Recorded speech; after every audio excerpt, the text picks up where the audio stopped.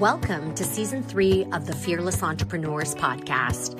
I'm your host, Cindy Chang, founder of Evolve Consulting Co. and Dabble, where we help businesses hire and build teams that actually work in real life, especially for working parents, unapologetically.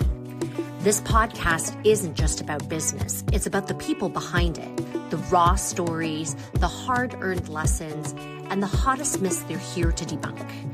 This season, we're getting real about growth, how founders built teams, scaled smart, navigated burnout, high-pressure decisions, and ultimately how they created a life rooted in purpose and abundance. Whether you're here to build something or just here for real conversations, you're in the right place. I'm so glad you're here. Let's go.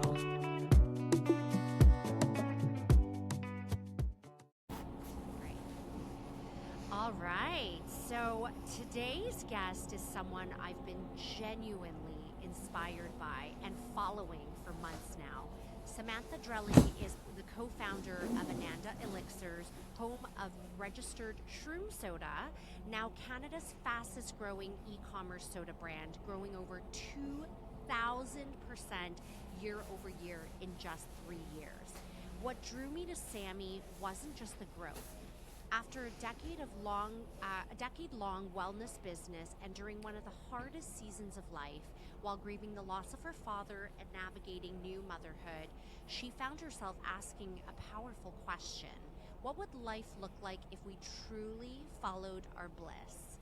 The questions helped spark Ananda Elixirs, The questions sparked Ananda Elixirs, a wellness brand built with intention, joy, and a mission to make feeling good actually feel good. Today, we're talking about resilience, reinvention, and building a brand that people love, and what it really takes to start over and grow something extraordinary. Please welcome Samantha to the show. Thank you. Thank you. What an intro. So fun. Let's dive into all the things. I love a good intro, and actually just watching like your face and your expressions as you have accomplished all of these things. You guys should be so proud. Thank you. We truly are. We truly are proud, but we also feel like we're just getting started and like we're still a tiny little baby. So it feels like just the beginning, which is really fun too. So it's like, oh, what's next? Absolutely. There's so much growth ahead of you. And so let's take us back to how this all started for you. Like, where did this idea come from? Like, where were you at in that point in your life? Let's take us back to the beginning. Well, I've been in the wellness world since I was 18. I was a makeup artist and a hairstylist and super passionate about health and wellness and kind of just lifestyle in general that is supportive to overall joy and well-being. And I had built a pretty big network marketing business in the wellness industry. I got to the top of a network marketing company and, hit all the goals. It took me 10 years, but hit all the goals I had. Was driving the car, built the house, all the outer things that are so programmed into us as success. And during the pandemic, ended up with basically a business that was plummeting to the ground, a mortgage I couldn't pay, and all of these external things that were stressing me out and supposed to be this symbol of success that weren't making me happy at all. And I've always been very much into mindset and energy and manifestation and intention. And one of my favorite quotes is, "When you follow your bliss, the universe will open doors where there were once only walls," by Joseph Campbell. And so at that point, I felt like I was constantly hitting walls, right? No matter how hard I tried, it felt like everything I was pushing, trying to make things work again, trying to get my business to climb back up the other way, trying to, figure out something that would turn the tides, really. And that quote just kept pushing through my head. Like, this used to be bliss. This used to be exciting. This used to be expansion. But now it feels like I'm trying to push instead of be pulled. Yeah. For me, when you know when you're on the right track, when you're up at night because you're so excited, you're giddy about what you're doing and about what's possible and about what's next. And that's how I used to feel.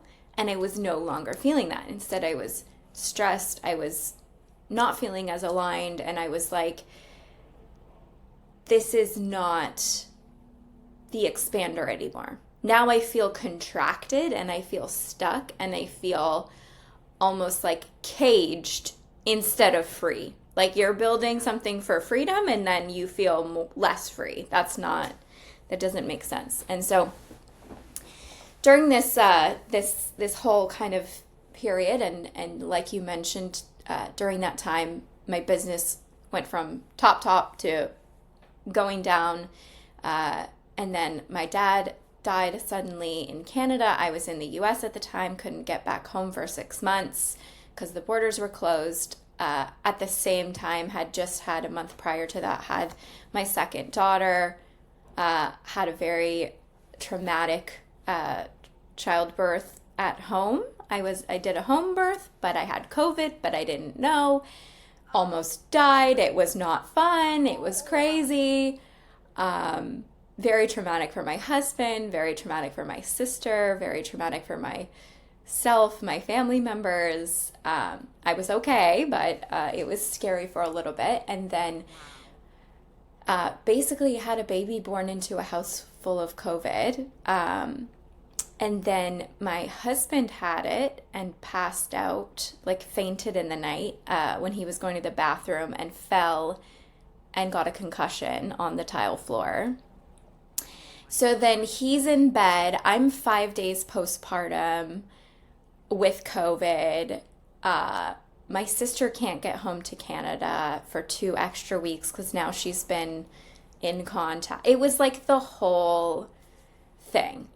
It was like quarantine, but also you had COVID, so you definitely had to quarantine. Yes, exactly. All the no-nos, exactly.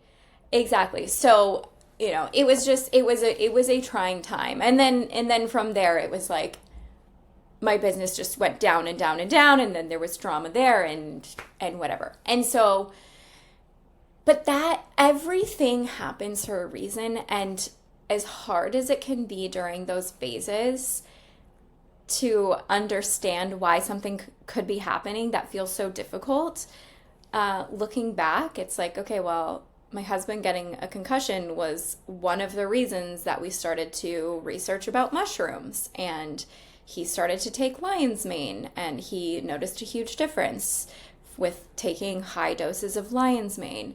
And then postpartum, I go to a naturopath, and my body's all just, I feel not myself. I feel not motivated, no energy. And it's now been, a couple of years since my first, and then again after my second. She prescribed me with a mushroom supplement that has like 10 different mushrooms in it. And I think I was so attached to what I had been doing. I was so much a part of my identity that if I hadn't got to the point where it was like nothing was working, maybe I wouldn't have been open enough to even start something different.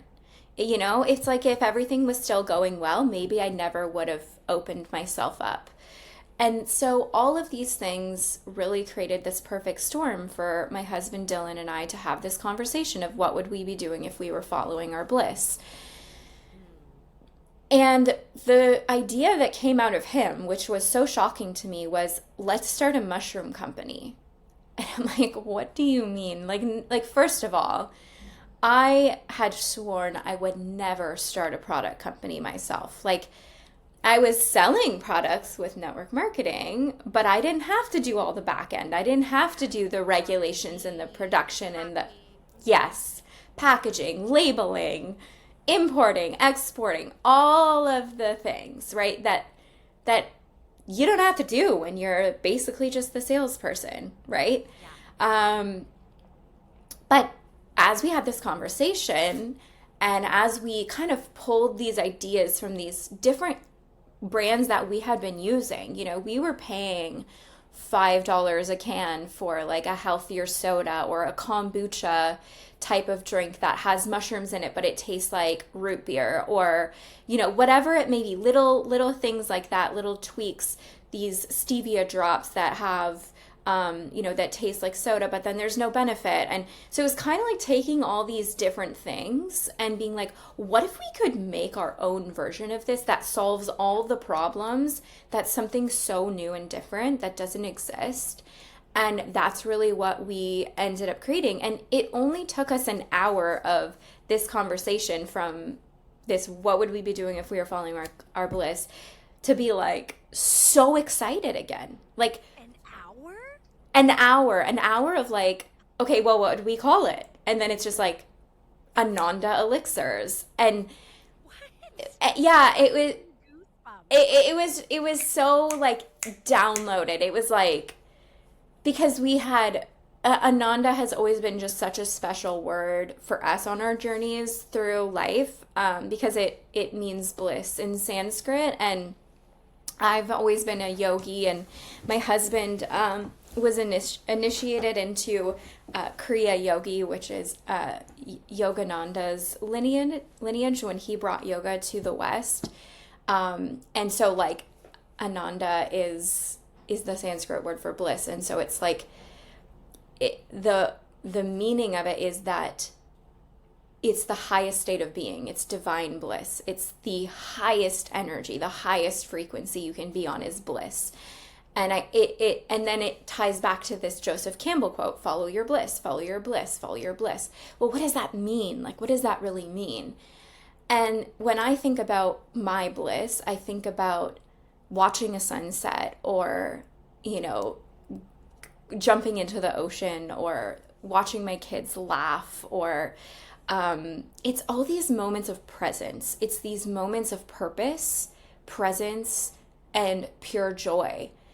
And it has nothing to do with the car you drive, or the house you live in, or the status that you have, or the recognition from others. It's like so much about being internally aligned with your true self, your highest, truest self. And so for us, like, going from feeling so stuck and have gone through this year-long, or a little bit longer than that, chapter of just feeling like everything was going wrong, when we had always been so optimistic and so positive and so grateful for life, being so challenged, it felt like coming back to ourselves during this conversation, which to us is the definition of bliss, right?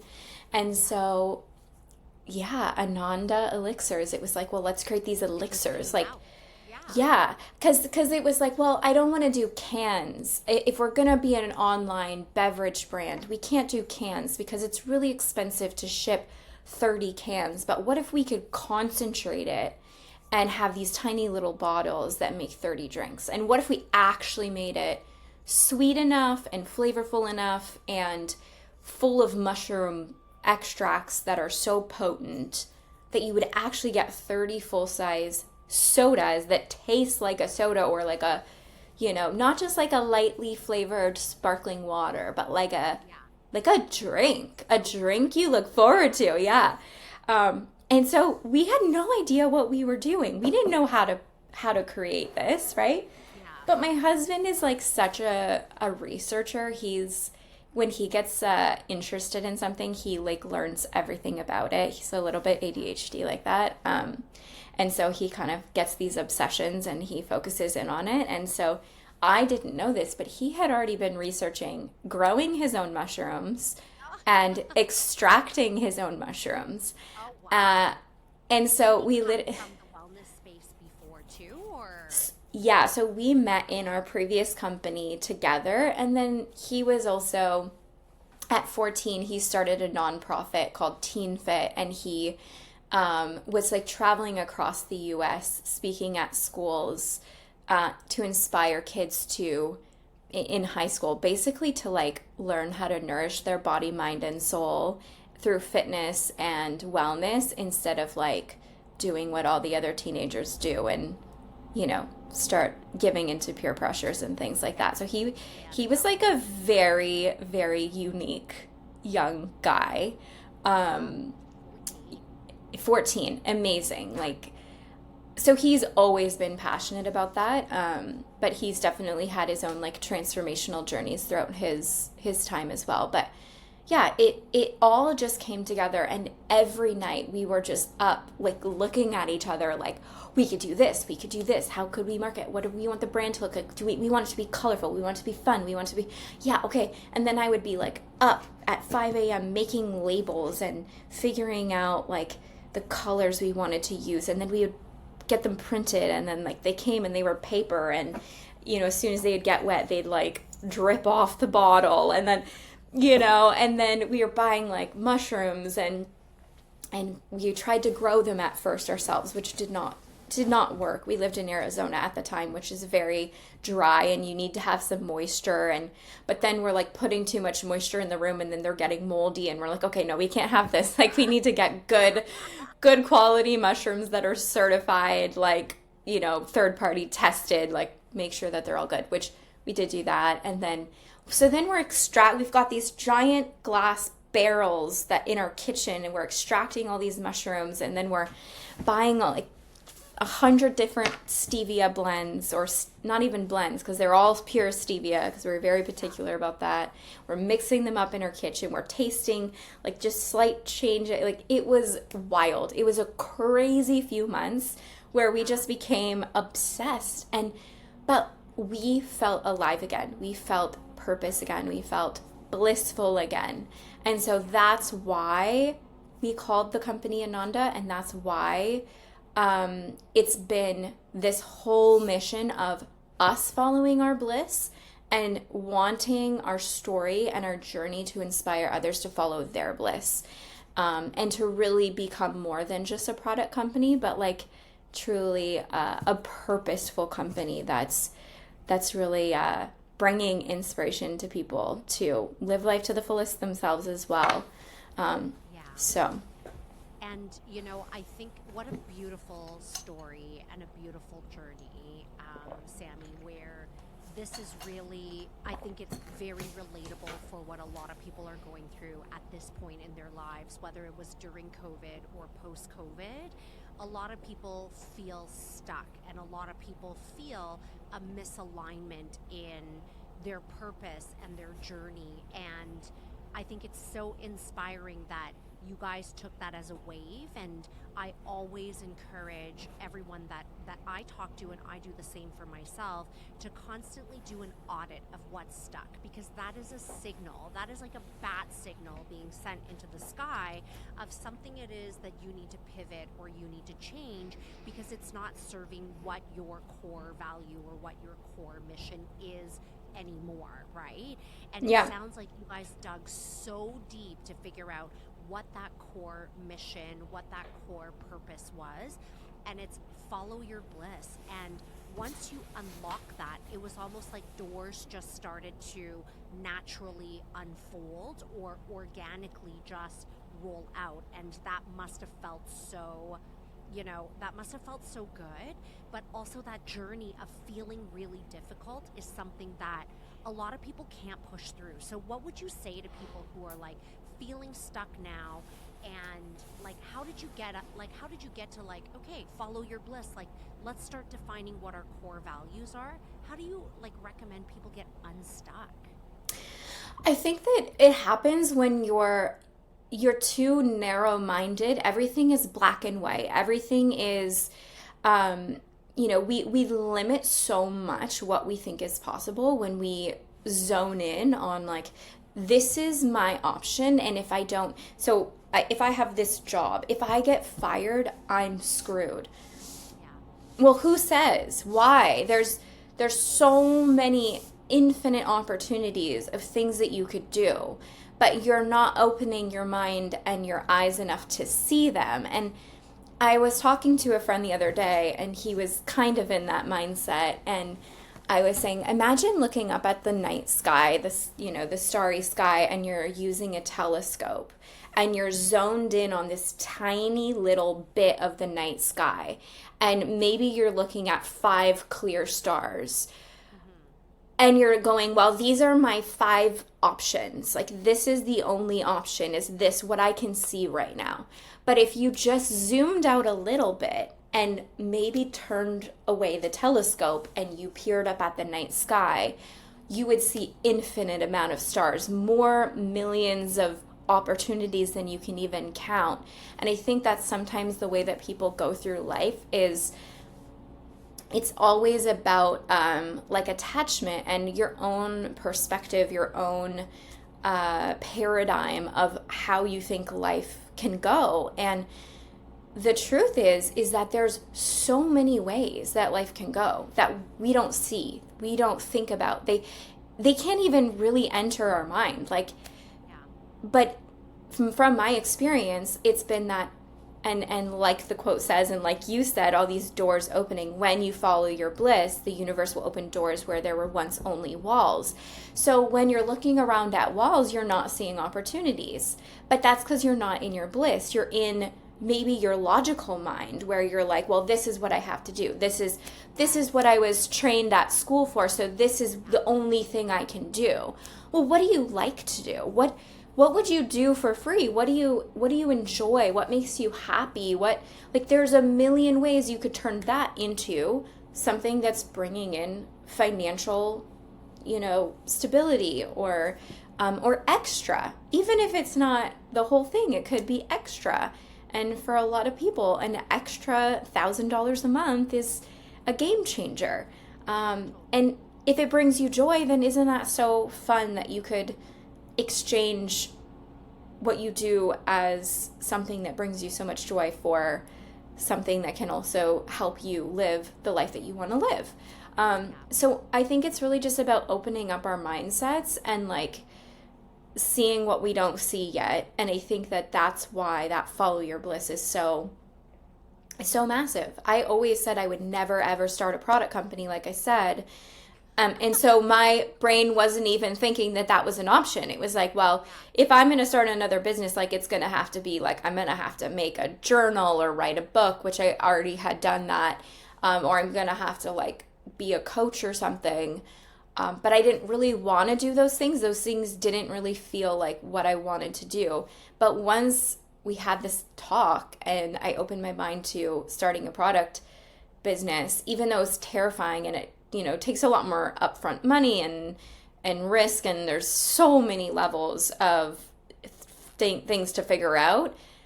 It felt exciting enough and exhilarating enough and expansive enough that it was like I was now seeing doors everywhere instead of walls.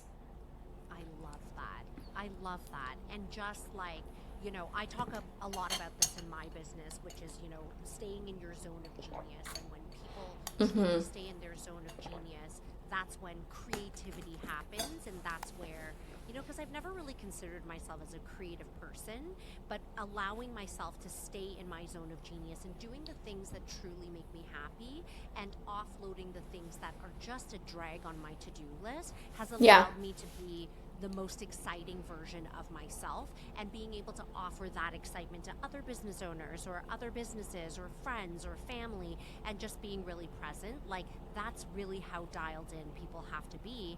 And yet we're all, like, especially women and as especially mothers, we're a lot of the times fed this narrative that we have to, like, it's limiting, and a lot of it is a really limiting thoughts and behavior that traps us. Like, we can't work too much, otherwise you'll have mom guilt. You can't be with your kids too much, because then you're not a productive member of society. Like, we're constantly being fed messages as women and as moms too. So how did motherhood change, like, that mission, or did it amplify that mission of follow your bliss for you?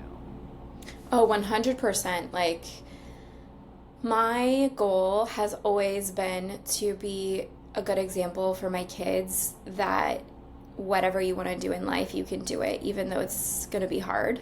And I think that that's one of the best things we can gift our kids is like the proof and the example of resilience. You know, we don't want kids that as soon as something's hard, they just shut down, because life is going to be hard for everybody at a different phase. Sometimes life can be great for a long time, and still eventually something that is challenging is going to go, we are all going to go through. And, you know, some people go through it early, some people go through it later.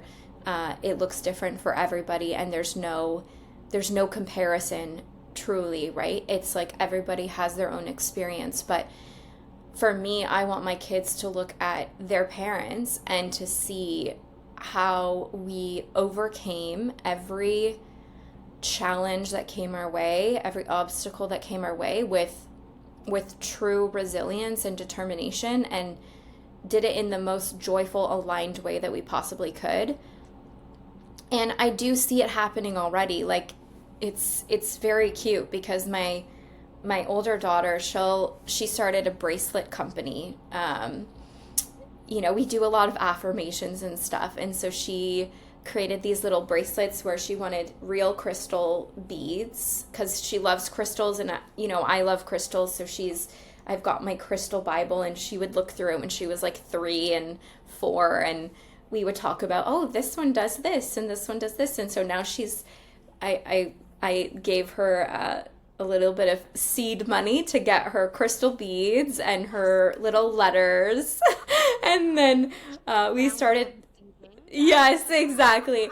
So she started making little bracelets for kids that have little affirmations on them, like I am calm, or I am joy, or I am loved, or sometimes she would even get custom requests. This is not super active because she does still need help with it, and we're so busy now that we've had to pause it again, but we keep having little blips.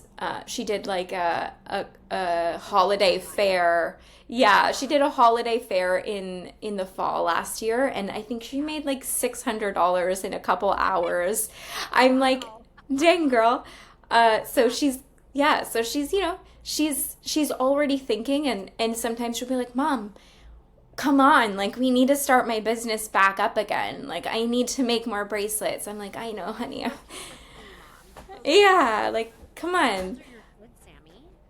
They're 8 and 5. Okay. So, you know, they're very much, oh, I'm going to have a business of this. And I don't need them to be an entrepreneur. You know, that's the thing. I think that as somebody that's been in that world for a long time, I kind of always, I don't know, was projected the mindset of like being an entrepreneur is better than being a worker. And entrepreneurs? No. And so, you know, we kind of had this rift for a while where it was like they were so scared at my entrepreneurial, not scared, but like they're not comfortable in that world. They're not as risk takers, right? Whereas I'm like, I'm gonna freaking do this. Like, I'm gonna figure this out. Like, I'm not gonna stop until I figure it out. I've always been very like that. And I don't know where it came from. There wasn't really an example to me, other than like watching Dragon's Den when I was 15, you know. But even then, that was much later. Like, I was entrepreneurial from even before that. So, you know, starting the lemonade stands and doing all that kind of things always from when I was really young. Where your daughter gets it from. Yeah, and my husband's the same, right? So, like, they see that. But again, I don't want to have them to have any pressure. I want them to do what makes them happy. I want them to figure out a way for them to enjoy their life and to feel like they're adding value and like they're on purpose and they're aligned. And so there's definitely no pressure from us with which direction they want to go, but it is cute to see them doing that. And then, you know, they also see us filming videos for social media for ads, and they'll like I'll open my phone and I'll see that they took my phone and started filming themselves. This is Ananda Elixirs. You're gonna love this, you know. And it's so cute. I'm like, I love that. Yeah, but Videos of my daughter like recording the podcast because yes, and where this is the studio behind me. And yeah, she'll take the mic and she'll be like, "Welcome to Fearless Entrepreneurs," and she's 6. I have a 6-year-old. yeah. It's so Oh, cute to watch. it's them, so like, cute. you know, or like I go to a lot of events and my daughter will like take a little her little Hello Kitty suitcase, and she'll be like, "I'm going to an event. I'm busy today." I don't agree with that, but It's so cute. I know. And I think that that's amazing. Like they're going to yeah, do what we do, not what we say, right? So if we can be examples of, I mean, listen, we can't be perfect. It's definitely hard to find the balance between business and motherhood. But it's also hard when you have just two working parents that are going in on a 9 to 5, like, and they can't work from home anymore, and you know, and so it's gonna be hard no matter what. At the end of the day, it's hard being a stay-at-home mom and taking care of your kid at home all day and cleaning up and making food, and it's a full-time job too. So it's like every way of doing it is hard. Um, 100%. and like something that we've recently been blessed enough to do because our has grown to the place that it has is um, because my priorities are my family and my business. The things that fall behind are like laundry and cleaning and keeping the house in shape. And especially when, you know, they get home and they're like tornadoes running through the entire house, you know, uh, Yeah. making a mess. And so one thing that we've been able to do recently, very recently, is get a cleaner weekly and an organizer. So she comes before our cleaner, an hour before, and she tidies and organizes and puts everything back where it goes. And she came in first and helped us create all these systems so that we can be more on top of it and teach our kids, this is where this goes away, this is where this goes away. And so I try to also teach them, this is how we fold your clothes. This is where they go. This is, you know, okay, dirty clothes go in the dirty laundry bin. We're trying to show them how to take their dishes from the table and put them away. And so, and we, Has a home, right? yeah, and we really try to focus on that as a family, we're a team. In our business, we don't have a hierarchy of structure at all. We try to focus that our business is a living organism, and every single person has a job to add and keep that organism alive and growing. So if you think of it like a garden, yeah, or like a tree, Oh, a scoozy? a SCOBY, yeah, a SCOBY, the mother SCOBY. Um, but yeah, like a tree, like you want to have number one, you want to have good soil. You want to have that's your foundation of nutrients that's going to support the tree. You want the tree to have really big, solid, strong roots that support. That's the foundation of the company.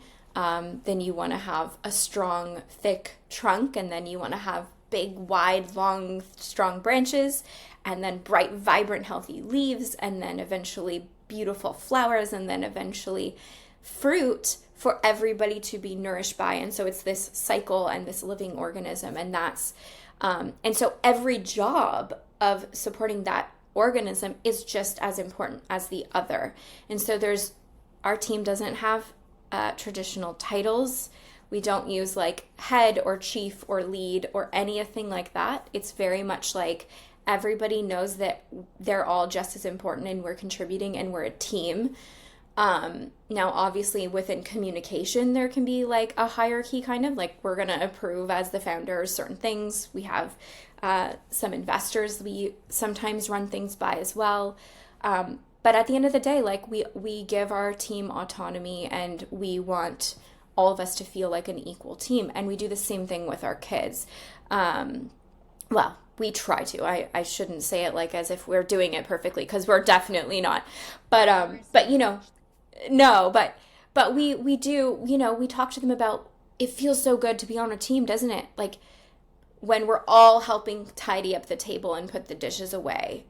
Yeah. And they feel purposeful, and they feel so good about themselves with helping. I do the same thing with my daughter too. I'm like, it's so good. Wolf pack, so you're either in the wolf pack or you're not in the wolf pack. Yes, yeah, but you got to contribute, right?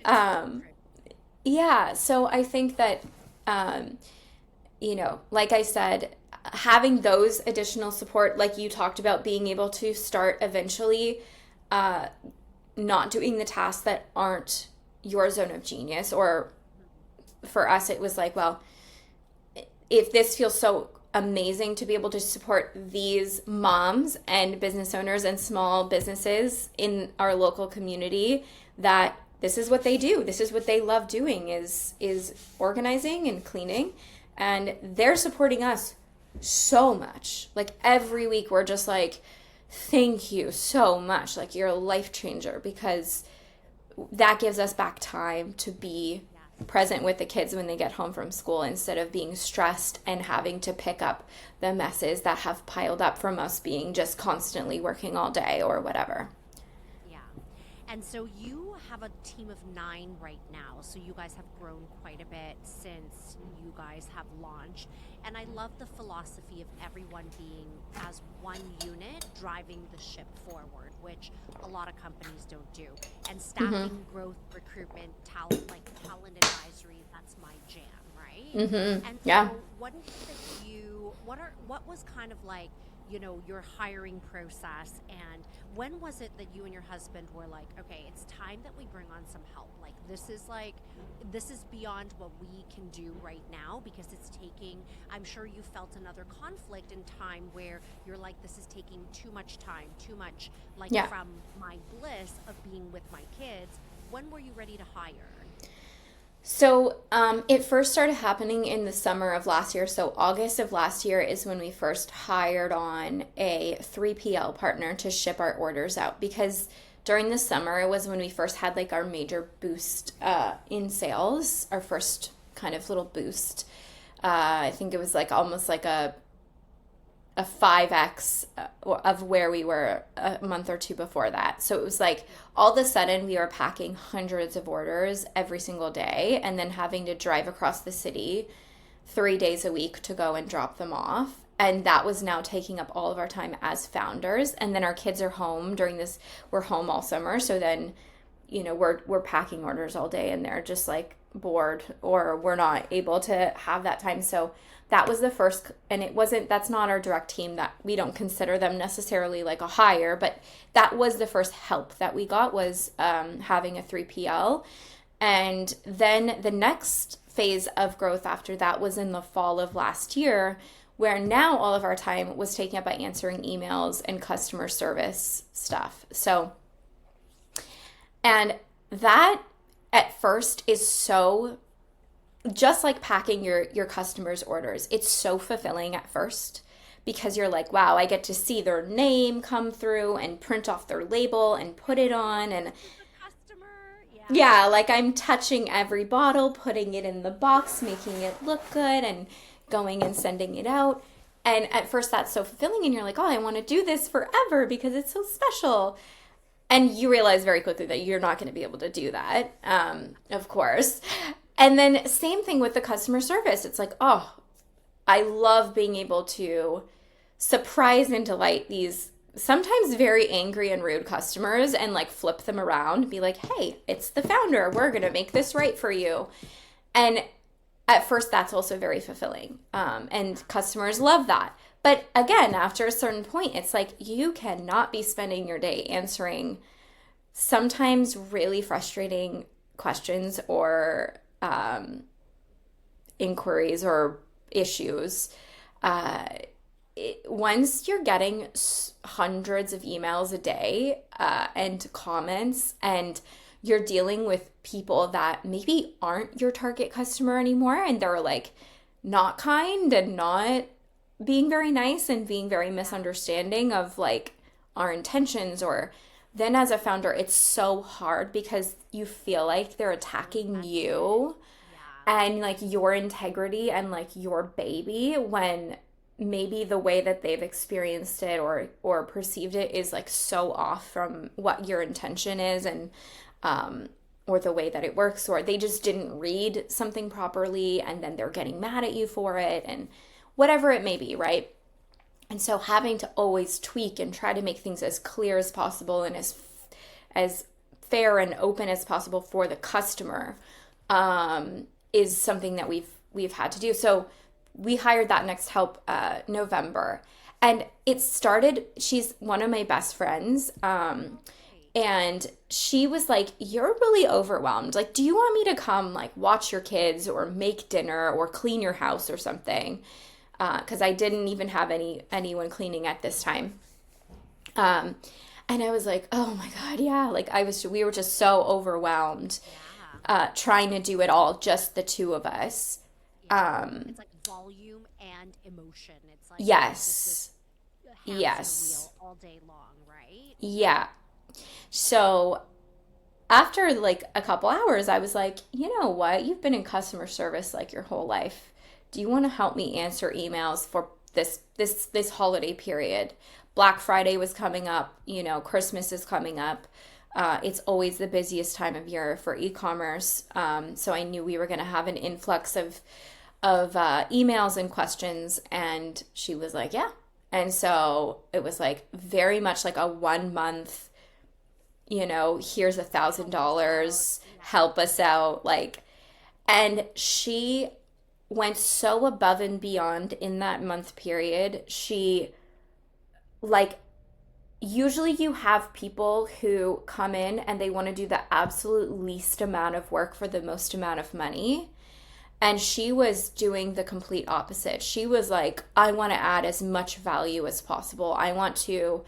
She was like she's very systems mind. Me and my husbands are both very creative mind, and she's very systems mind. So she was coming in, creating all these systems, organizing things, finding patterns of what the customers were asking, then implementing basically a buffer to that problem. And we were just blown away. We had never had anyone come in and do more than what we had asked them to do. So we always tell her, you literally forced us to just keep doubling your pay, basically, and until a couple months later, she was our first full-time employee, and now she's does all the wholesale. She's running customer service team, and now we have an additional full-time customer support agent as well. And then she also is doing all the systems and optimizing basically every aspect of the business, almost like a operation lead. But again, we don't use those, but she knows how special she is and how valuable she is.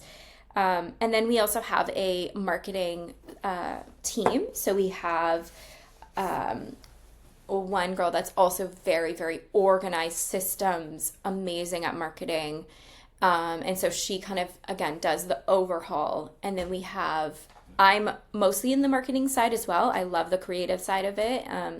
And then we have another girl that's our community manager. So she does everything with the creators and influencers and TikTok shop that we're just starting up and that kind of thing, all to do with kind of the community side. And then my mom just retired at the end of last year, and she's been in imports and exports and logistics for basically 35 years. And so we have her now on board as I'm like, Mom, we need you. So she's really helping me with our next expansion into the UK and Europe, which is coming up at the end of the summer, and just keeping track of inventory. We've sold out so many times, and some of that has just been so out of our control. We never could have guessed that we were going to triple again over month. But she's really helping create systems and keep on top of when we need to order which ingredients and when we need to do that. And then me and my husband, and then we also have another girl who we're mostly women on our team except for Dylan, and he likes it that way. He's like, he's like, I love the creative female energy, and then he's kind of like our grounding masculine energy, which is kind of fun. So yeah, we have another girl who was our first investor, and she's an accountant, and she does kind of now our cash flow analysis and keeping track of the financials. And then we also have an accountant that does all of our books and all of our accounting for both US and Canada businesses as well. So that's what we look like right now. But every single person really just showed their value, and we started really small with each person, and it just like built up. We haven't really done anything super traditionally. And we kind of like it that way. We're like, yeah, you feel right. Let's try it. Sammy, what do you feel like is the future of work, and what that looks like? Because traditional work isn't my model either. I like to disrupt spaces, just like you and your husband like to disrupt spaces, right? And so what do you feel like the future of organizations are going towards? I think people, and especially Gen Z, they want flexibility. They want work-life balance. They don't want to be hustling 24/7.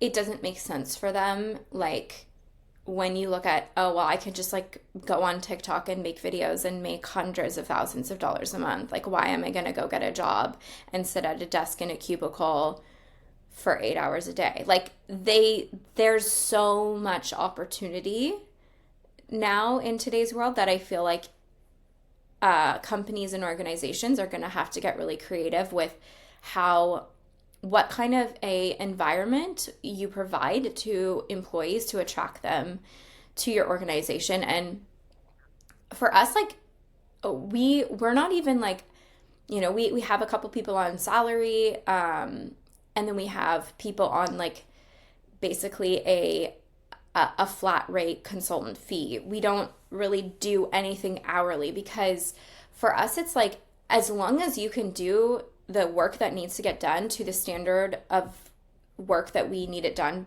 to, I don't care if it takes you 8 hours or 1 hour. I just want it to be done in a timely manner.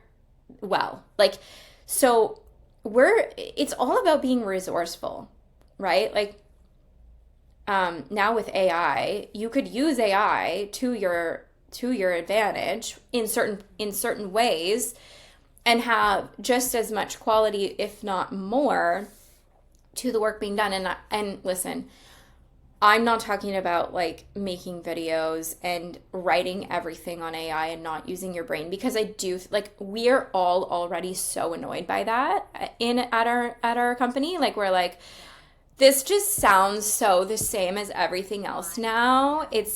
Or like the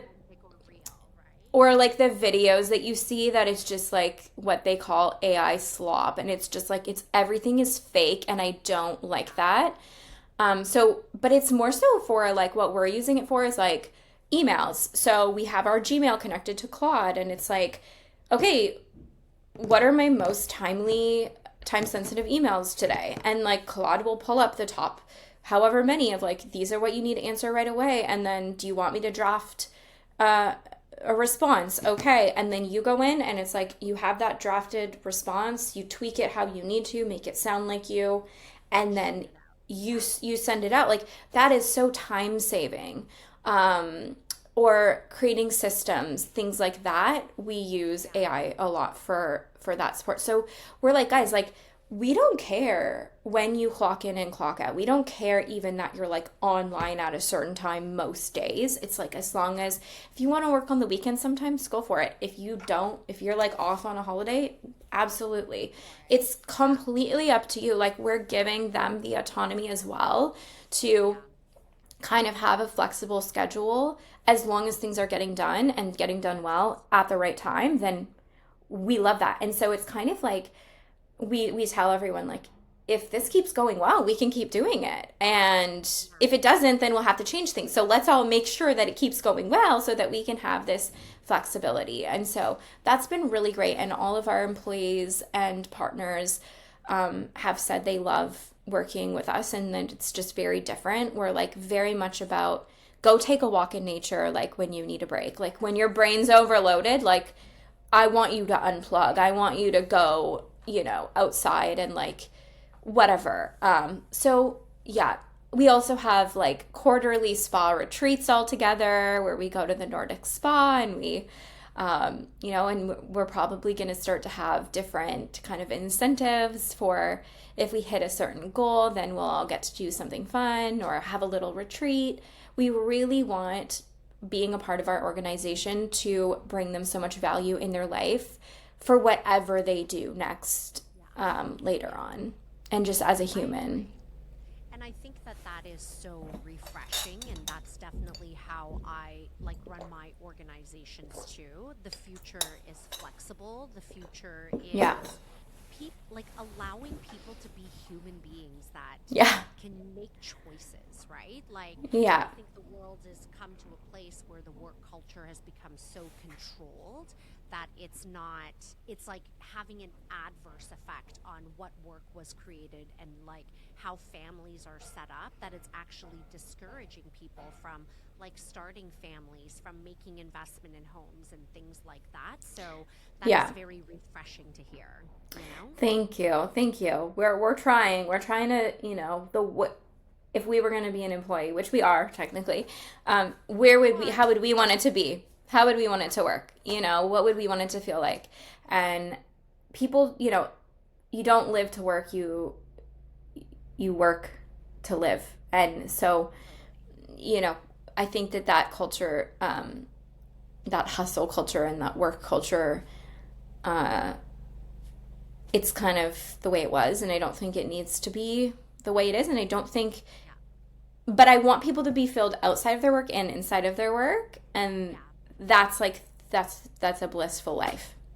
It's kind of like that example that you had talked about where, you want your employees or your contractors or whatever it is to wake up feeling really excited about the It's a culture of accountability where it's like, I want to get it done versus like, oh, I need to get this done because I'm controlled to do so or I'm forced to do so. It's like, how do we get together to really like make this happen, right? Yeah, and our employees do say that. They're like, oh my God, I'm up at night excited about, this, and it's like, oh, that means so much to me, and I just hope that we can keep that going for forever.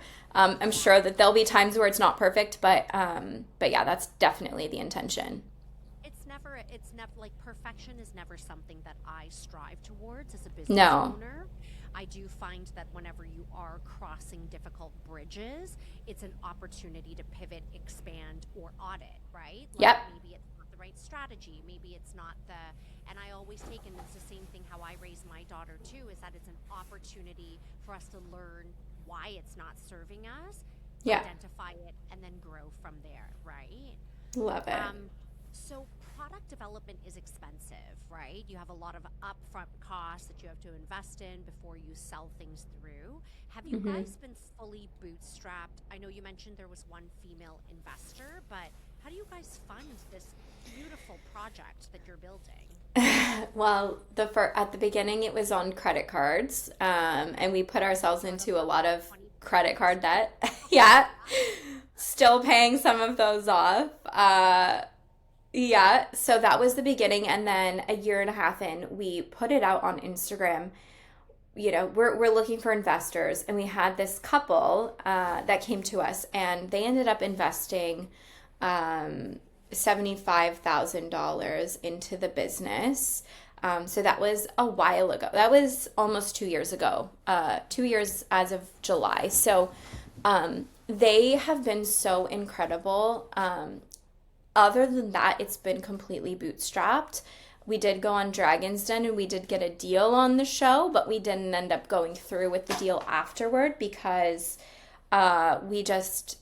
we grew so much between filming the show and actually in the negotiation phase that it didn't make sense for us to give up 20% equity for such a small amount that we knew that we could now make, the extra ourselves or get different like cash advance loans like Shopify Capital or different things like that. So we've bootstrapped it other than that one investment, which was kind of like a family friends round, except it was just those two.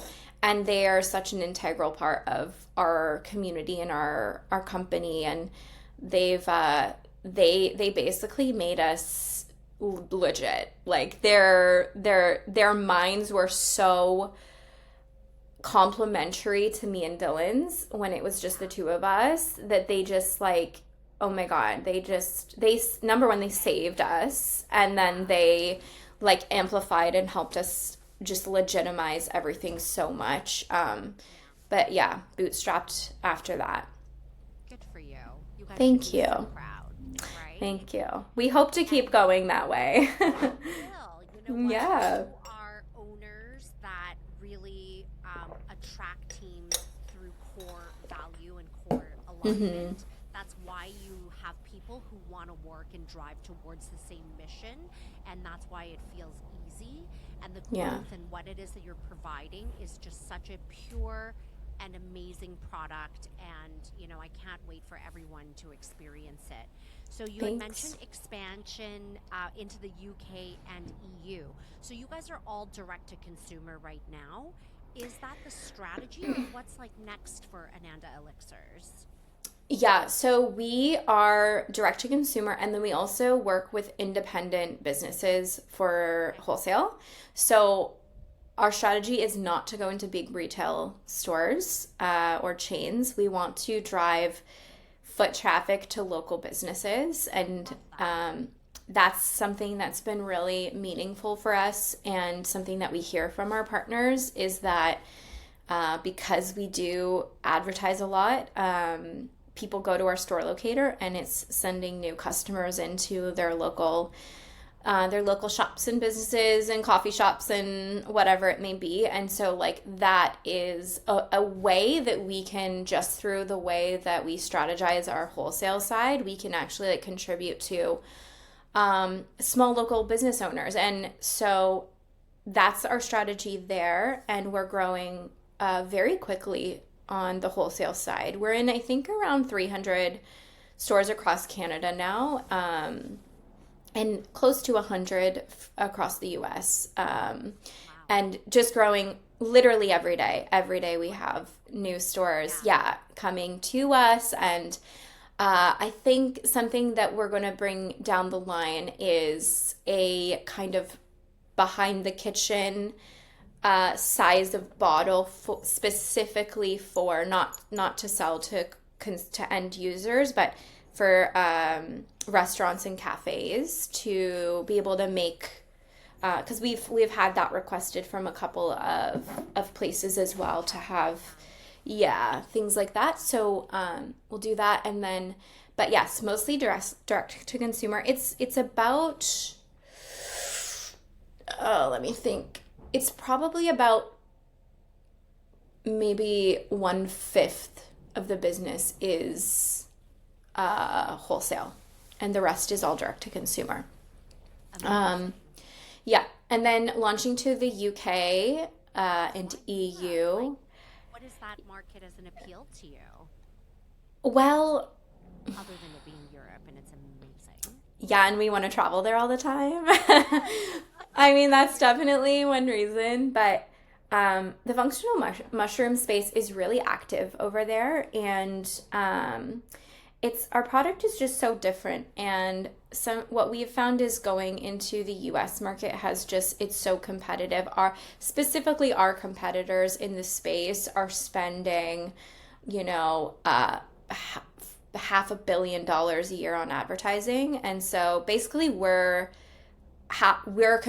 bidding for that customer against them, and it shuts down all small businesses financially to try and compete against these giant conglomerates or these just big spenders. So it hasn't been really blissful to do that. So we have different strategies. Stuff like that, like you're almost ending up paying the retailer to be in the retailer, like it's Yeah. right? Yeah. Yeah. So yeah, same with the, like, to go into Target, it's like, I think it's like $500,000 a year just to like get a spot on the shelf for one SKU. So Yeah. now that may not be for every single type of product. Like I don't know the exact amounts, but even like Shoppers Drug Mart, I think it's like $150,000 a year, just a slotting fee for each SKU that you have. So, you know, all these big retailers, like, people don't realize how much it costs the brands to go in. And then there's also like merchandising amounts that you typically have to spend, like marketing, and then you have to do a certain amount of sales a year in the store, and you're already getting paid way less. Plus, you're paying a distributor 25% already. So like, I don't know. To me, it just doesn't make sense. Like, I'm like, why would I pay so much more and make barely any money to go into these giant stores and make them more money when I could be exclusively in small local businesses and bring new customers to them and support them, make more money, they make more money. It's a win-win-win for everybody. Like, it's just, again, it's like bliss. Like, what makes you feel good? That makes me feel good. So that's what we're doing. Europe just feels exciting.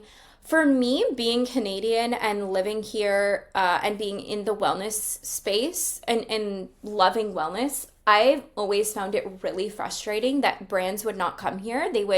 It's like, oh, Canada's such a small market. Why would I come to Canada? It's, you know, there's only the amount of people that live in California in Canada.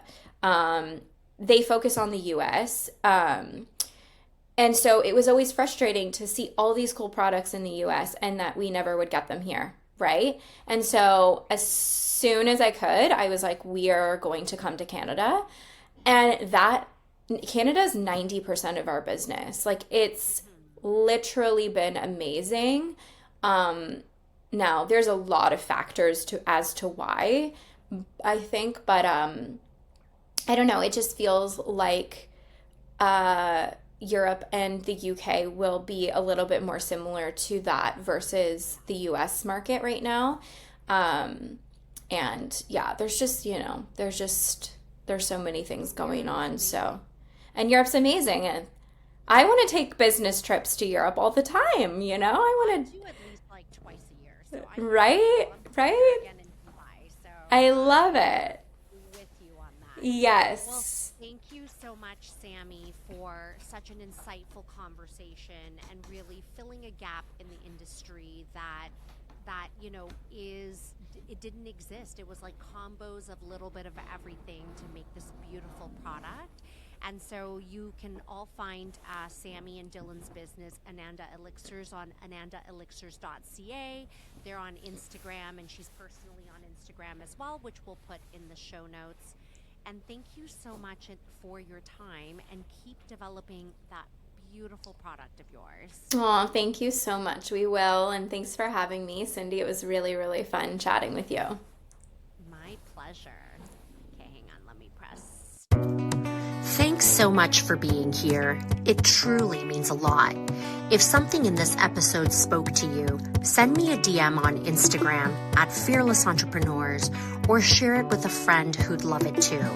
Until next time, keep going and stay fearless.